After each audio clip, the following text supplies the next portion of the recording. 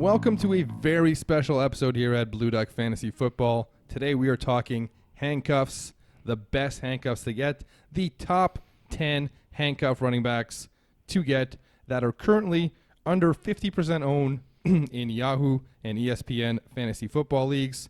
So some of the big names are not going to be there. Guys like Tariq Cohen, Royce Freeman, Kareem Hunt, David Johnson and Kenyon Drake, whatever's going on with that situation. LaShawn McCoy and the Williams in Kansas City. Austin Eckler, Miles Sanders, Jonathan Williams, who's over 50% owned now as well. Jamal Williams in Green Bay. And James White / Sony Michel for the Patriots. And last two here, we have Duke Johnson, who is surprisingly over 50% owned, and Latavius Murray. So those players are not included on this list. A lot of these players are a lot better, especially a guy like Kareem Hunt. Huge value if anything happens to Chubb. But we're going to be discussing players that are readily available in over 50% of leagues. And we're going to kick it off with two guys that came in at the number 9 and 10 spots. Wayne Gallman and Giovanni Bernard. Matt, your thoughts on these two handcuffs? Yeah, I mean, with Gio, it's pretty straightforward. If something happens to Mixon, there isn't really another back that they have readily on their roster that is going to take away from Gio. So that's why Gio gets this spot here. I mean, the offense, as we know, is pretty bad. But if something happens to Mixon, Gio's going to have probably about 15 carries or so per game, and he's going to catch still the oddball because he's still a good receiving back. For Gallman, no one can replace Saquon, and we saw it one game with Gallman this year. He was okay, and then the rest he just kind of stumbled on the opportunity. But he did get injured in the second game. I think he only had one full game where he played. Okay. Then must have been the game he took over. He was okay, that I'm thinking of. But anyhow, he's okay, but yeah, we don't expect Saquon value out of him. No. And I mean, the Giants' offense is just not very good. It's sputtering right now a lot too. So we're filming this week 12. The games have all been played other than Sunday nighter. Patriots game is currently on, and the Monday nighter as well. Yeah, Saquon even has been struggling a bit on this offense. But he's still getting the volume, and if he goes down, Gallman will get that as well. So these are two volume plays on bad offenses. There are some better handcuffs, so we're going to get right into number 8. It's also a volume play on a bad offense. That's Adrian Peterson. He's still splitting with Geis right now, so neither of those guys are startable. But if Geis gets hurt, as Geis tends to do, Peterson would have value. Is he going to be startable? Maybe in a pinch, but depends on your running back situation. Yeah, he's more like a flex type back if you need it. In standard leagues only. Yeah, in standard. And the buys being over, I mean, chances are you aren't going to be starting Peterson even if Geis goes down. He'll probably get you your 20-ish carries because they do feed him a bit. They've split carries like you mentioned already today, but battle line, not a great offense, but volume play, so he may get you like 60, 70 yards and a touchdown if you're lucky. Moving on to number 7. This is a better offense. Peyton Barber, surprisingly under 50% owned. The handcuff to Ronald Jones, even though they are splitting as well. So it's another player that has value right now. You're not going to be starting him with the buys done. But if Ronald Jones goes down, Peyton Barber becomes a very interesting running back play because the volume could see easily to the 15 to 20 range. You're going to see Dare get some volume in the passing game. But on this decent offense where they've been throwing really well, Peyton Barber definitely has some upside here. Yeah, no, I get that. He's still not the best play for you because Dare's going to be a lot involved in the passing game there. But, yeah, the offense is good enough that they're going to be in the red zone, so you're going to get the red zone touches for Barber. So let's see him get, kind of like what I've said for Peterson, maybe about 60, 70 yards. He could get a couple touchdowns. So, again, we're looking at volume plays right now with Ronald Jones being out. I mean, if Jones is there, obviously we're not looking at Barber. Yeah, this is totally handcuffs. This is if the lead back goes down. It's the player to own, and we're looking to get to some high-value players. None of these guys are those high-value players yet, but we'll keep going on this list. Number 6, Frank Gore, who had a lot of carries today, but Singletary had a whole bunch more. What are your thoughts on Frank Gore as a handcuff here, Matt? Yeah, Gore is kind of a similar situation here.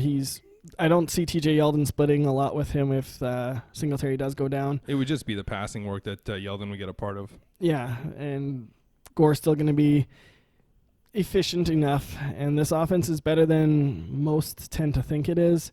Especially when you get starting into the colder weather with Buffalo, they're going to be more of a run first versus trying to pass with Josh Allen more.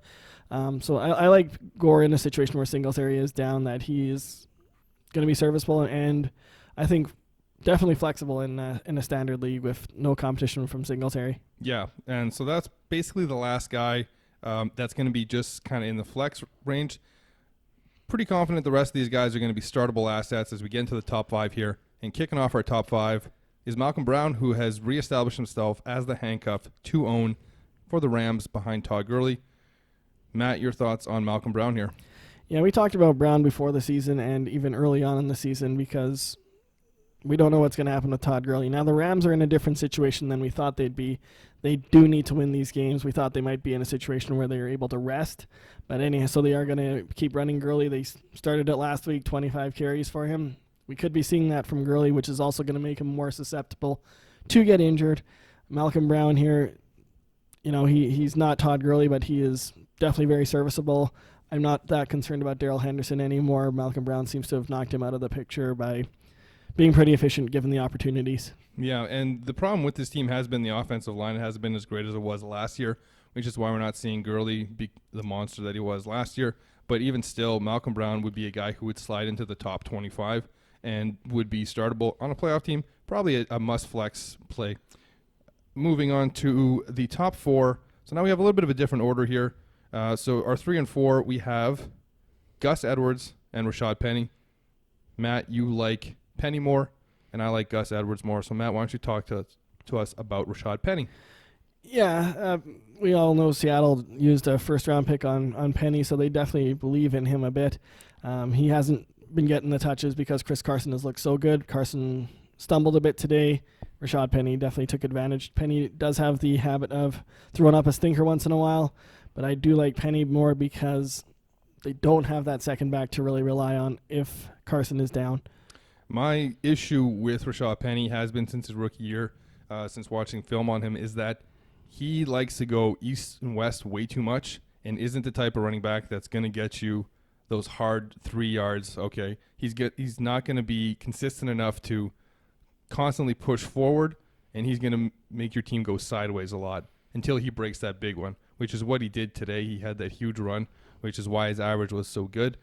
Yes, he would be the lead back there, and I don't see C.J. Prosise cutting into his work too much if Chris Carson goes down.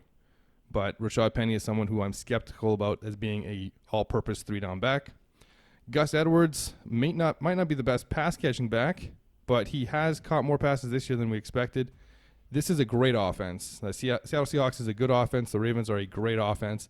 And whoever is the lead running back for that team is must start. Like none of us particularly care for Mark Ingram this year, but on this team, he's doing a great job because they get touchdowns, he gets yards. Teams are focusing on stopping Lamar Jackson. They can't focus on the run. If Mark Ingram goes down, we've told you all year, Gus Edwards is one of the best handcuffs to get out there.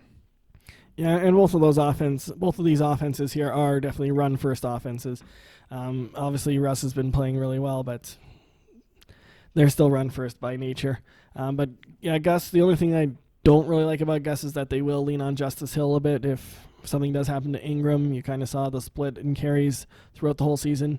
But yeah, Gus is still easily a startable running back in the event that there is no Mark Ingram there to compete with for touches. Yeah, I would see it being similar to the Mark Ingram, Gus Edwards role. Gus Edwards would get Mark Ingram, and Justice Hill would get Gus Edwards, so they'll each move up a spot. Sure. And now we get to the top 2. Matt, your number 1 player is? I think anybody that's been watching us all year probably knows who the answer is. Even before the season, since you've been calling for that Dalvin Cook injury and just poking that doll, hoping that the voodoo works. It's not a hopeful injury. That it's just, I've seen it twice in a row, been burned by it. It's Alexander Mattison. Mattison is more than capable of taking over once Dalvin Cook is. If Dalvin Cook goes down with an injury, Alexander Mattison is my number 1, and he's likely going to be pushing into your top 15 for running backs once that situation does present itself for Mattison. You're so confident it's going to happen? Losing confidence, Cook is looking really good, which is great for owners, but you'll want Madison, especially if you have Dalvin Cook on your roster. Alexander Matheson is a player that, barring you having only like 2 bench spots on your roster, which is a very odd league, needs to be owned in close to 100% of leagues. Simply because even if you don't have Dalvin Cook, if Dalvin Cook goes down, Alexander Matheson becomes, as you said, a top 15 running back every week. He's not top 5 like Dalvin Cook was, but he's going to be top 15.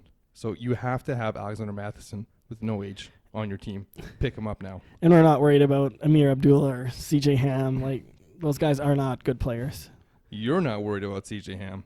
I'm a tiny sliver of a bit worried about CJ Ham, which is why my number 1 is Tony Pollard, the running back from Dallas, who did it in week 1, showed that he could carry the load, is getting more touches now as well.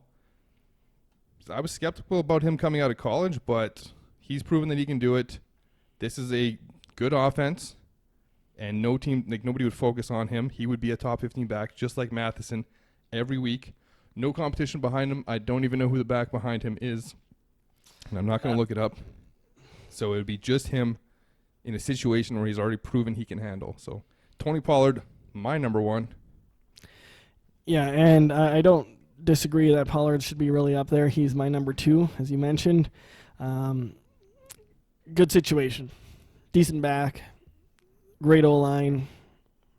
Not much more to say about him. I mean, he's not going to, again, these guys aren't going to replace the guys they're, missing, like Zeke and Cook, but he's going to be in that top 15, top 20 conversation. I think Madison's a little bit ahead of him, but again, top 20, easily startable.